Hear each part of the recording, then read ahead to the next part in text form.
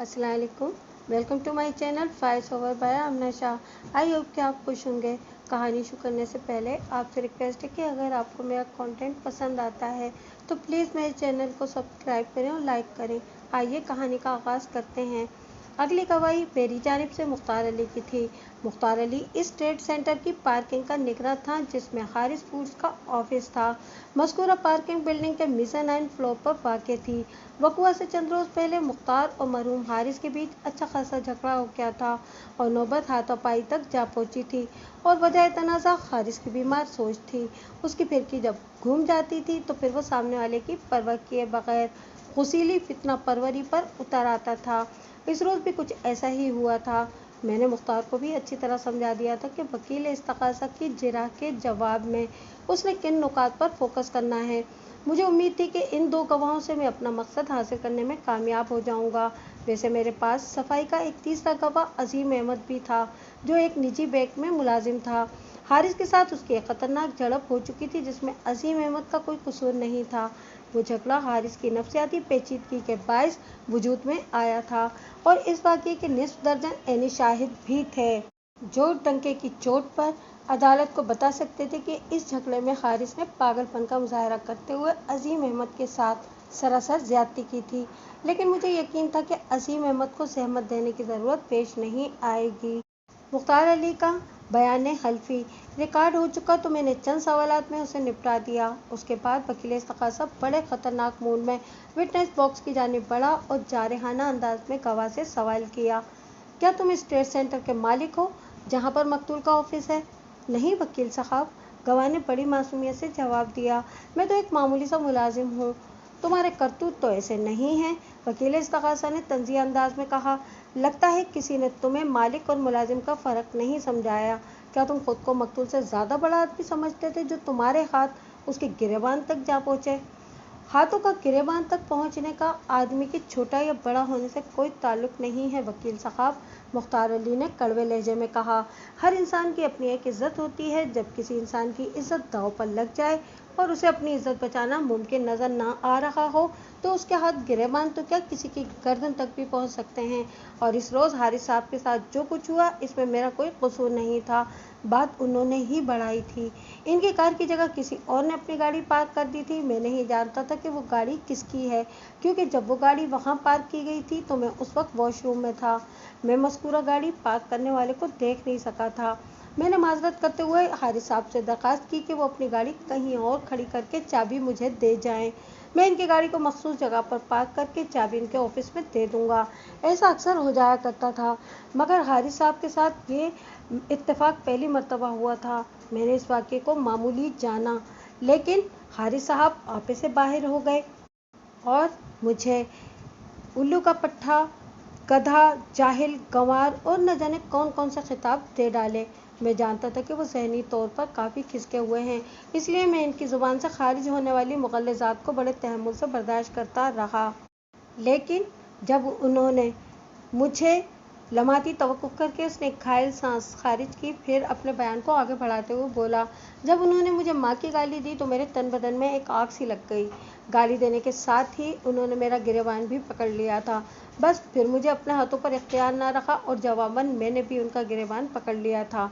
आपकी नज़र में शायद मैंने बद अखलाकी और बदतमीज़ी का मुजाहरा किया था, लेकिन आप मेरी एक बात का जवाब दें। मुख्तार अली ने रुककर सवालिया नज़र से वकील इस्तग़ासा की जानिब देखा। कौन सी बात का जवाब दूं? उसने चौंके हुए लहजे में पूछा।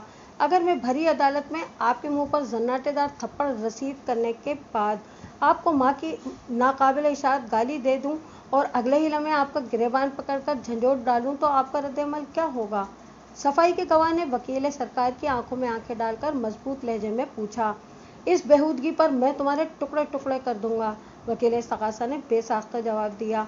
इस वक्त मेरा भी दिल यही चाह रहा था कि मैं हारिस साहब की नापाक ज़बान को गुद्दी से खींचकर चील कौओं को खिला दूं, लेकिन मैं इस हद तक नहीं गया, गवाह ने ठहरे हुए लहजे में कहा।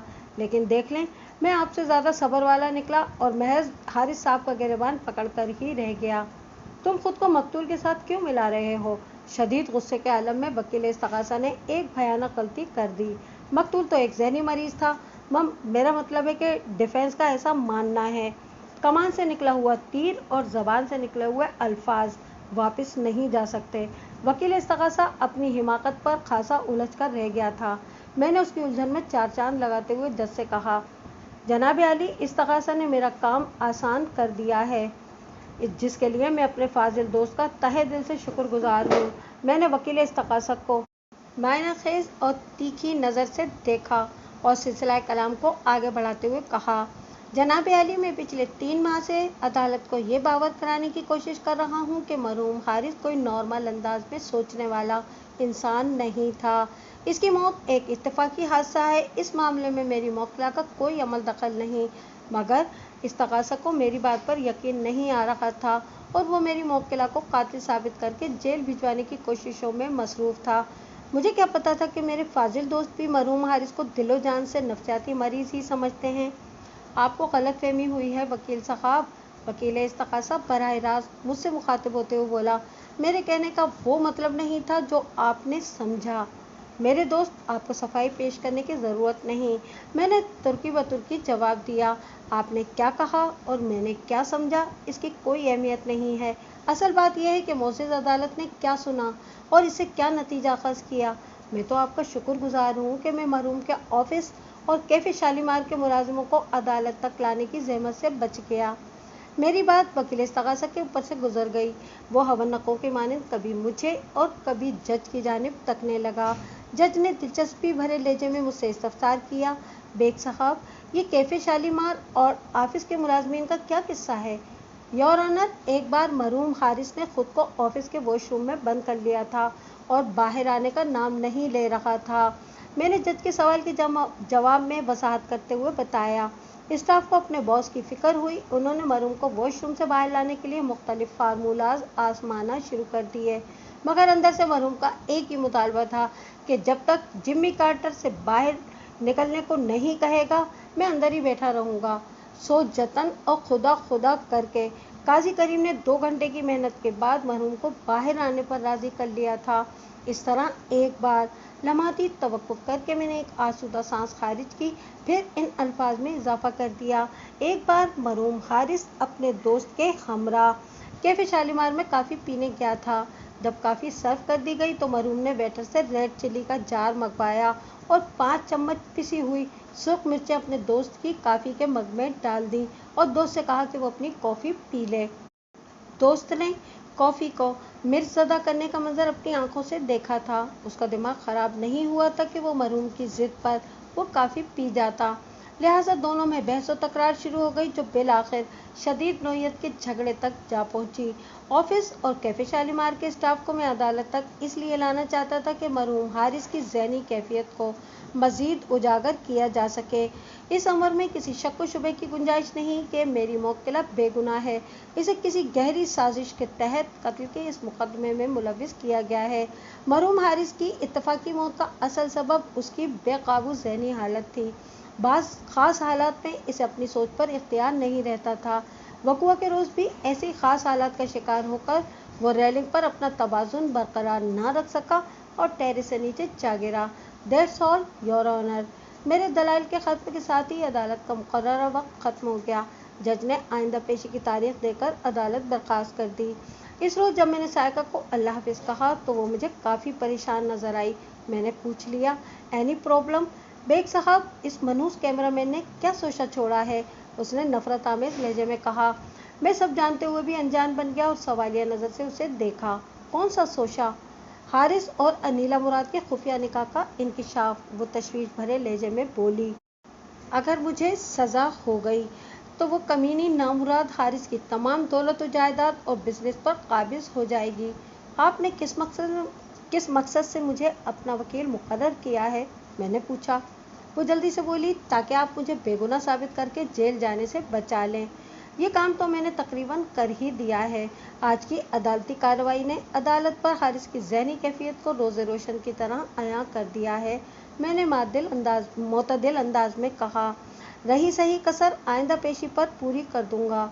लिहाजा आप इत्मीनान रखें कि आप इस अदालत से बाइज्जत बरी हो जाएंगी। इस सूरत में भी वो हराफा हारिस की बेवा तो रहेगी ही। वो सोच में डूबे हुए लहजे में बोली, किसी भी कीमत पर ये बर्दाश्त मैं नहीं कर सकती कि हारिस के तरके से इसे एक फूटी कोड़ी भी मिले। मैं आपके इन जज्बात का एहतराम करूंगा साइका जी, मैंने उसकी आंखों में झांकते हुए अटल लहजे में कहा। अनीला मुराद इस अदालत से नामुराद और खाली हाथ वापस जाएगी। वो कैसे? वो ताज्जुब खेज लहजे में बोली। मैडम पिंकी जैसी नागनों को कुचलने का फन मैं बखूबी जानता हूँ, मैंने सरसराती हुई आवाज़ में कहा। आइंदा पेशी पर जब मैं उस सबके सामने अनीला मुराद की मक्कारी को आशिकारा करके रख दूंगा तो दूध का दूध और पानी का पानी खुद ब खुद अलग हो जाएगा। वो हैरत भरी पुरुम्मीद नज़रों से मुझे देखती हुई चली गई। मैं उससे रुखसत होकर आगे बढ़ गया। अगरचे इस समात में मुख्तार अली और अजीम अहमद ने मेरी हिदायत पर कमाहक्कहू अमल किया था, लेकिन ये तो आपको भी बखूबी अंदाज़ा हो गया होगा कि कार पार्किंग के निगरां मुख्तार अली की परफॉर्मेंस लाजवाब थी। उसने सही मायनों में वकील इस्तग़ासा को आगे लगा लिया था।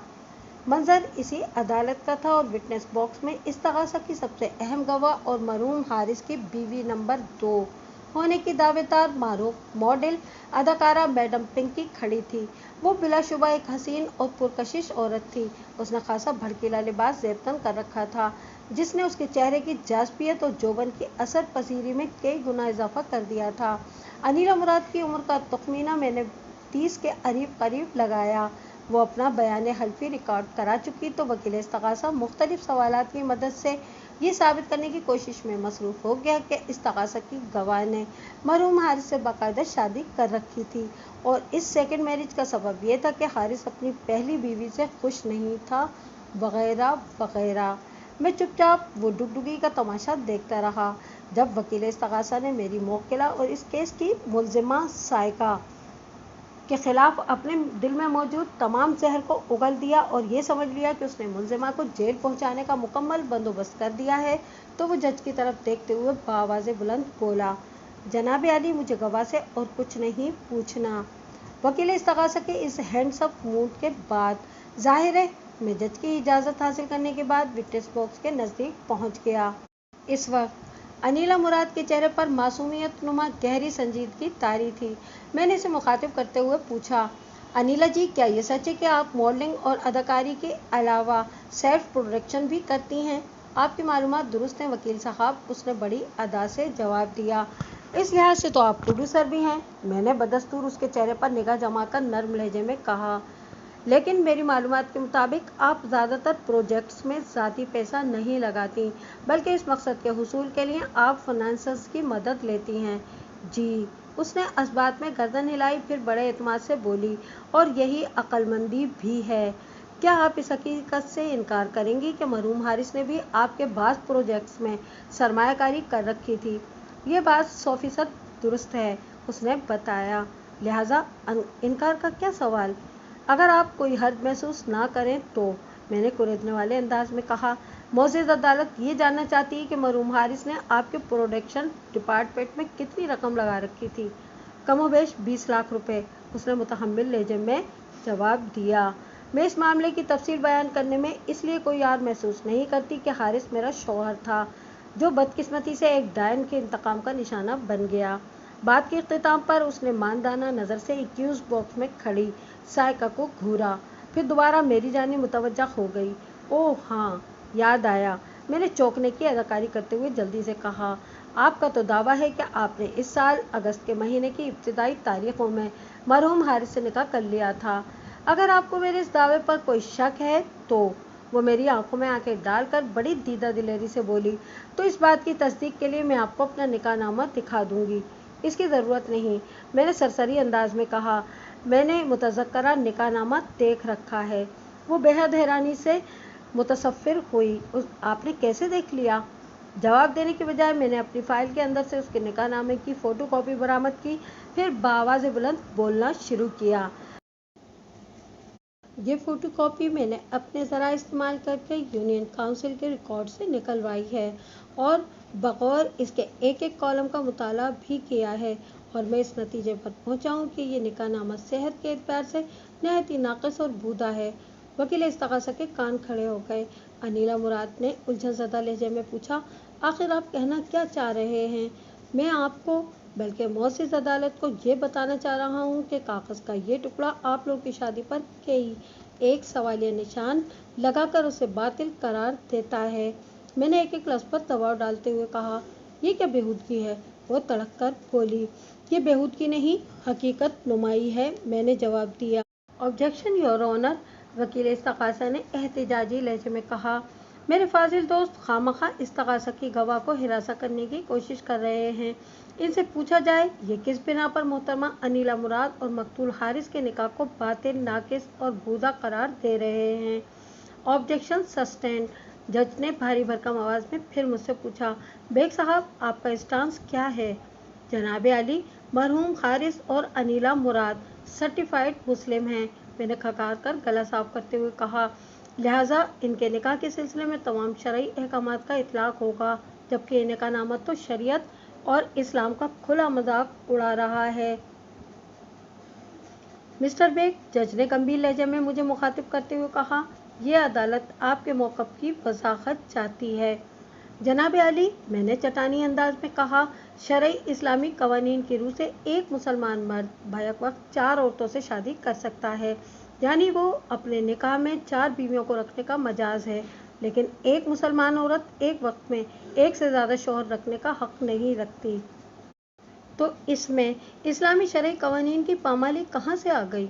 वकील इस्तग़ासा ने बराह रास्त मुझसे पूछा, मकतूल हारिस पहले से शादीशुदा था, उसने अनीला मुराद से दूसरी शादी कर ली, यानी अब इसकी 2 बीवियां हो गई हैं, और अनीला मुराद गैर शादीशुदा थी, इसने मकतूल से निकाह कर लिया, यानी वो एक शौहर वाली हो गई। Very simple. मेरे फाजिल दोस्त, ये मामला इतना सिंपल नहीं है जितना आपने समझ रखा है। मैंने तंज़िया लहजे में कहा, काश आपको अपनी गवाह की असलियत मालूम होती। फिर मैंने विटनेस बॉक्स में खड़ी मैडम पिंकी की तरफ इशारा करते हुए कहा, अनीला जी, आपके वकील साहब कितने भोले हैं ना, इन्हें तो ये भी मालूम नहीं कि आपकी ये दूसरी शादी है, तो इसमें ऐसी परेशानी वाली कौन सी बात है? वकील इस्तग़ासा ने बेपरवाही से कहा, अगर इस्तग़ासा की मोअज़्ज़िज़ गवाह पहले से शादीशुदा रह चुकी है तो इसमें कौन सा जुर्म है? इनकी पहले शौहर से अलहदगी हो गई होगी या उस शख्स का इंतकाल हो गया होगा। बस यही तो परेशानी वाली बात है मेरे फाजिल दोस्त। मैंने ख़तरनाक अंदाज में कहा, आपकी मैडम पिंकी का पहला शौहर बाकायदे हयात है और उसने आपकी मैडम को तलाक दी है, और ना ही आपकी मैडम ने उससे खुला ली है। कानूनी, इखलाकी और शरई तौर पर वहाब सिद्दीकी अभी तक अनीला मुराद का शौहर है। आपकी मैडम का सबसे संगीन जुर्म यह है कि मरहूम हारिस से शादी करते वक्त उसने अपने माजी को छुपाया और निकाहनामे में खुद को कंवारी जाहिर करके अक़्द अव्वल का खाना भरा। हाज़रीन अदालत में एक बार फिर चमगोइयाँ होने लगी। जज ने लोगों को चुप कराया, फिर इस्तग़ासा की गवाह से सवाल किया, बीबी, क्या आप वकील साहब के इस दावे से इनकार करती हैं? ये वकील अव्वल दर्जे का झूठा और मक्कार शख्स है। उसने मेरी जानिब इशारा करते हुए बरहमी से कहा, इसने अभी मेरे बारे में जो बकवास की है इसका हकीकत से कोई ताल्लुक नहीं। बेग साहब, जज ने मुझसे मुखातिब होते हुए कहा, बारे सबूत आप पर है। हाथ कंगन को आरसी क्या है और पढ़े लिखे को फारसी क्या है? मैंने सरे तस्लीम खम करते हुए कहा, फिर रुए सुखन इस्तग़ासा की गवाह की जानिब फेरते हुए सवाल किया, क्या वाकई आप किसी सियासतदान वहाब सिद्दीकी को नहीं जानती? बिल्कुल नहीं। वो मुझसे निगाह चुराते हुए बोली, ये नाम मैंने आज पहली बार आपकी ज़बान से सुना है। आपके जवाब को फ्रीज कर दिया जाए? मैंने पूछा। बेशक, उसने जवाब दिया। जनाब आली, मैं दोबारा जज की जानिब मुतवज्जा हो गया। मैंने जिन वहाब सिद्दीकी का जिक्र किया वो एक सियासी शख्सियत है और पिछले 2 साल से वो शहर की सेंट्रल जेल में अपने जुराइम की सज़ा काट रहा है। इस पर करोड़ों रुपए की खुर्द-बुर्द का केस बना था और जुर्म साबित होने पर वो एक अदालत से सज़ा पाकर जेल चला गया था। मज़े की बात यह है कि वहाब सिद्दीकी ने अपने इख्तियारात का नाजायज़ इस्तेमाल करके जो माल बनाया था उसका बेशतर हिस्सा उसने अनीला मुराद के प्रोजेक्ट्स में लगा दिया था। अनीला और वहाब की शादी भी इसी खुफिया तरीके से हुई थी जैसे सायका और मरहूम हारिस की हुई, मगर इन दोनों शादियों में बुनियादी फ़र्क यह है कि सायका की मरहूम हारिस से शादी 100% हलाल और जायज़ है, जबकि अनीला और मरहूम हारिस की शादी इस्लामी शरई कवानीन की खिलाफ वर्जी। मेरी इन बातों की तस्दीक जेल में मौजूद वहाब सिद्दीकी से की जा सकती है। जज ने इस्तग़ासा की गवाह से पूछा, बीबी, तुम क्या कहती हो अब? सर, मैंने कहा ना, ये वकील साहब, वो फंसी फंसी आवाज़ में बोली, गलत कह रहे हैं। मैं किसी वहाब सिद्दीकी को नहीं जानती, आप मेरा यकीन करें सर। मुझे तो शम्मा बराबर भी शक नहीं, लेकिन अनिला मुराद की डरी सहमी और लरजती हुई आवाज़ ने जज को भी ये बावर करा दिया कि इस तकाज़ा की गवाह दरोगोई से काम ले रही है। अगर आप किसी वहाब सिद्दीकी से वाकिफ़ नहीं और आप इस शख्स की बीवी भी नहीं हो, तो फिर जेल में मौजूद इस वहाब सिद्दीकी नामी शख्स से वकील साहब के दावे की तस्दीक करने में कोई हर्ज नहीं है। जज ने दो टोक और वाज़ेह अल्फाज में कहा। नहीं सर, वो जल्दी से नफ़ी में गर्दन झटकते हुए बोली, इसकी कोई ज़रूरत नहीं, मैं सच कह रही हूँ। सायका का वकील आपको गुमराह कर रहा है। इस किस्म की बातें करके मैडम पिंकी ने खुद अपने पाँव पर कुल्हाड़ी मार ली थी। जज हालात की हकीकत को समझ गया। उसने इंक्वायरी ऑफिसर को हिदायत दी, आप कल ही जेल जाकर वहाब सिद्दीकी से एक तफसीली मुलाकात करें और इस मुलाकात की तफसीलात को अदालत में पेश करें। पेशी तक के लिए ये अदालत बर्खास्त की जाती है। जज के हतमी अहकामात ने अनिला मुराद की ढिठाई के गुब्बारे की सारी हवा निकाल दी। वो विटनेस बॉक्स की चौबी रेलिंग को थामकर हाँफने लगी। यूं महसूस हो रहा था जैसे वो मीलों दूर से सरपट दौड़ते हुए वहां पहुंची हो। गवाह की इस हालत के पेश नज़र जज ने उससे पूछा, बीबी आपकी तबीयत तो ठीक है ना? जनाब अली, मैडम पिंकी की तबीयत भला ठीक कैसे रह सकती है? मैंने जज से मुखातिब होते हुए बावाज़े बुलंद कहा। दौलत की हिरस ने इनकी आंखों पर दबीज पट्टी बांध दी थी। उन्होंने पहले वहाब सिद्दीकी को अपने हुस्न के जाल में फांस कर खूब माल बनाया और फिर मरहूम हारिस के साथ भी वही पुराना खेल रचाकर लाखों रुपए हथिया लिए।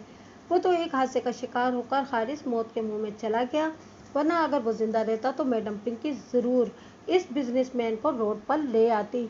बहरहाल मैंने थोड़ा तवक्कुफ करके एक इत्मीनान भरी सांस खारिज की, फिर अपनी बात मुकम्मल करते हुए कहा, बाकी तमाम मामलात तो रहें अपनी अपनी जगह, लेकिन जानते पूछते हुए धोखाधड़ी से किसी औरत का निकाह पर निकाह करना कानून की नज़र में एक संगीन जुर्म है और इस जुर्म की पादाश में इस तकाज़ा की गवाह अनिला मुराद उर्फ मैडम पिंकी को लंबे अरसे के लिए जेल हो सकती है। इधर मेरी बात ख़त्म हुई, उधर अनिला मुराद को बड़े ज़ोर का चक्कर आया और वह त्योराकर फिटनेस बॉक्स के फर्श पर जा गिरी। गुज़िश्ता पेशी पर अनिला मुराद की कैफियत ने हकीकत हाल को रोज़ रोशन के मानिंद अयां कर दिया था। अनिला मुराद के चेहरे पर पानी के छिपके मार कर उसे होश में लाया गया था। फिर जब उसकी हालत ज़रा संभली तो उसने मरियल सी आवाज़ में अपना एतराफ़ गुनाह रिकॉर्ड करा दिया था। मेरे तैयार करदा रिसर्च पेपर ने बड़े मौसर और उम्दा नताइज दिए थे। इस पेशी पर मैंने अपनी मोक्किला की बेगुनाही के ज़ेल में दलाइल देते हुए कहा, जनाब अली, अब तक की अदालती कार्रवाई के नतीजे में ये बात साबित हो चुकी है कि मरहूम हारिस ज़हनी तौर पर एक बीमार शख्स था। इसकी मौत में मेरी मोक्किला का हाथ नहीं है। वक़्वा के रोज़ जो कुछ पेश आया वह एक इत्तेफाकी हादसा था। अलावा अज़ीं, पिछली पेशी पर इस तकाज़ा की गवाह अनिला मुराद ने अपने गुनाहों का इकबाल करके मेरी मोक्किला की पोजीशन को और ज़्यादा क्लियर कर दिया है। अदालत अनिला मुराद को इस संगीन जुराइम के सिलसिले में क्या सज़ा सुनाती है वो मेरा कंसर्न नहीं है। मैं तो मौजूद अदालत से सिर्फ यही इस्तदा करूँगा कि मेरी मोक्किला को बेकसूर तस्लीम करते हुए इस केस से बाइज्जत बरी कर दिया जाए। That's all your honour. जज ने एक हफ्ते बाद फैसले की तारीख देकर अदालत बर्खास्त करने का ऐलान कर दिया। The court is adjourned. ये बताने की ज़रूरत नहीं कि ठीक एक हफ्ते के बाद जज ने इन रिमार्क के साथ मेरी मोक्किला सायका को बाइज्जत बरी कर दिया था। तमाम हालत व वाक़िया सबूतों और दोनों जानिब के वकला के दलाइल की रोशनी में अदालत मुल्ज़िम सायका को बेगुनाह तस्लीम करते हुए बाइज्जत बरी करती है। The case is closed. लेकिन ये बताने की ज़रूरत है कि सायका की बाइज्जत बरियत के साथ अगरचे ये केस अपने मंतकी अंजाम को पहुँच गया था, लेकिन ये कहानी ख़त्म नहीं हुई थी। ठीक 5 साल के बाद इस कहानी का क्लाइमैक्स मेरे सामने आया तो मैं दंग रह गया। एक रोज़ मैं हस्ब मामूल अपने ऑफिस में बैठा क्लाइंट्स के साथ मसरूफ़ था कि काजी करीम मुझसे मिलने आ गया। मैंने उसकी चाय बिस्किट से तवाज़ो की और पूछा, काजी साहब, आपकी मैडम का क्या हाल है? बहुत बुरा, वो भराई हुई आवाज़ पे बोला। मैं उसकी बात सुनकर चौंक उठा और तशवीश भरे लहजे में इस्तफसार किया, क्या हुआ सायका को? वो चंद लम्हात तक अफसरदा सी नज़र से मुझे तकता रहा, फिर गहरी सांस खारिज करते हुए बोला, ब्रेन ट्यूमर। ओह, बेसाख्ता मेरे मुंह से निकला। इनका इलाज वगैरह तो चल रहा है ना? पिछले 3 साल से वो मुसलसल ज़ेरे इलाज हैं, इसने बताया।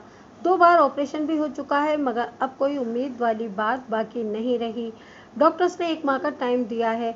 1 माह के बाद या इससे पहले इनकी ज़िंदगी का चिराग गुल हो जाएगा। कैंसर के मौजी मर्ज ने इस तरह इनके दिमाग को जकड़ लिया है कि कोई कुछ नहीं कर सकता। अल्लाह रहम करे। मैंने तहे दिल से कहा, मुझे इनकी बीमारी से दुख पहुंचा है। मैडम ने तमाम ज़रूरी काम निपटा दिए हैं। काजी करीम अपनी ही धुन में बोलता चला गया। देरीना खिदमत के सिलसिले में उन्होंने हारिस फूड्स वाला बिजनेस मेरे नाम कर दिया है। बाकी तमाम दौलत और जायदाद को 2 हिस्सों में तकसीम करके एक हिस्सा उन्होंने एक ऐसे फलाही इदारे के सुपुर्द कर दिया है जो कैंसर के गरीब मरीजों की माली मुआवनत करते हैं, और दूसरा हिस्सा उन्होंने अपनी बेटी यानी मरहूम हारिस साहब की बेटी शकीला के हवाले कर दिया है। हारिस साहब की पहली बीवी नायाब का 2 साल पहले इंतकाल हो गया था। हारिस साहब ने अपनी ज़िंदगी में नायाब और शकीला के साथ जो ज़्यादतियाँ की, मैडम ने उनका इजाला कर दिया है। एफसी एरिया के एक डरबानुमा फ्लैट में रहने वाली शकीला अब एक आलीशान अपार्टमेंट में शिफ्ट हो चुकी है। अब मैडम की सिर्फ एक ही ख्वाहिश बाकी है। आँख बंद होने से पहले वो एक बार आपसे मुलाकात करना चाहती हैं। मैं इसी सिलसिले में आपके पास हाजिर हुआ हूँ। ठीक है, कल अदालत की छुट्टी है, मैंने काजी करीम के खामोश होने पर कहा। मैं दिन में इनसे मिलने आ रहा हूँ, लगभग 11 बजे। वो मेरा शुक्रिया अदा करके रुखसत हो गया। आइंदा रोज़ मैं सायका से मुलाकात करने उसके बंगले पर पहुँच गया। उसकी हालत देखकर मुझे बहुत अफसोस हुआ। बहरहाल मैं इससे दिलजोई की बातें करता रहा और इसे तसल्ली तशफ़ी दी कि अल्लाह रहम करेगा और वो भली चंगी हो जाएगी। बेग साहब, मैं जानती हूँ कि मेरी ज़िंदगी के चंद रोज़ बाकी हैं, मैं बच नहीं पाऊँगी। कुदरत ने मुझे मेरे गुनाह की सज़ा इस नाकाबिल इलाज मर्ज़ की सूरत में दी है। मैंने आपको इसलिए बुलाया कि आपके सामने अपने गुनाह का एतराफ़ कर सकूं। बात के इख्तिताम पर उसकी आंखें छलक उठीं। उसकी हालत पहले ही मुर्दों जैसी हो रही थी। इस आबदीदगी ने उसकी शक्ल को खासा भयानक बना दिया। मैंने सरसराती हुई आवाज़ में इस्तफसार किया, कैसा गुनाह सायका जी? वो संगीन गुनाह जिसका बोझ मैं अपने सीने पर लेकर इस दुनिया से रुखसत नहीं होना चाहती। वो भीगी हुई आवाज़ में बोली, वकुआ के रोज़ मैंने ही हारिस को धक्का देकर रेलिंग से नीचे गिराया था। वो ख़तरनाक हद तक नीचे झुका हुआ था। मुझे ये काम करने में कोई मुश्किल पेश नहीं आई थी। यानी शायद मुर्तज़ा हुसैन ने मुझे ये काम करते हुए देख लिया था, इसीलिए मैंने पुलिस को फ़ोन करने से पहले अपना और हारिस का लिबास तब्दील कर दिया था। मेरे पास और कोई ऑप्शन नहीं बचा था। हारिस बुरी तरह अनिला मुराद के चुंगल में फंस चुका था। मेरी कोई कोशिश इसे वापस मेरे पास नहीं ला सकती थी, लिहाजा मैंने आखिरी ऑप्शन इस्तेमाल कर लिया। मैं हारिस की कातिल हूँ। इकबाली जुर्म करने के बाद उसने आंखें बंद कर ली। बंद आंखों के पीछे अश्क नदामत का सेले आबे रवां दवा था। कमरे में खामोशी और सन्नाटा था और मैं एक टुक मौत के मुंह में जाती हुई सायका को देख रहा था। मुझे ये तस्लीम करने में कोई आर महसूस नहीं हो रही कि सायका ने अपना काम निकालने के लिए बड़ी चालाकी से मेरा इस्तेमाल किया था। वो मैडम पिंकी से कहीं बड़ी अदाकारा साबित हुई थी। मैं उसके दामे तज़वीर में आ गया था। मुझे सायका की इस धोखाधड़ी पर गुस्सा तो बहुत आया, लेकिन मैंने खुद पर जब्त किया और वहाँ से उठ गया। किसी लबे मर्ग शख्स से किसी गिले शिकवे का क्या फ़ायदा, जबकि ये भी नज़र आ रहा हो कि कुदरत ने उसे अपनी पकड़ और जकड़ में ले रखा था।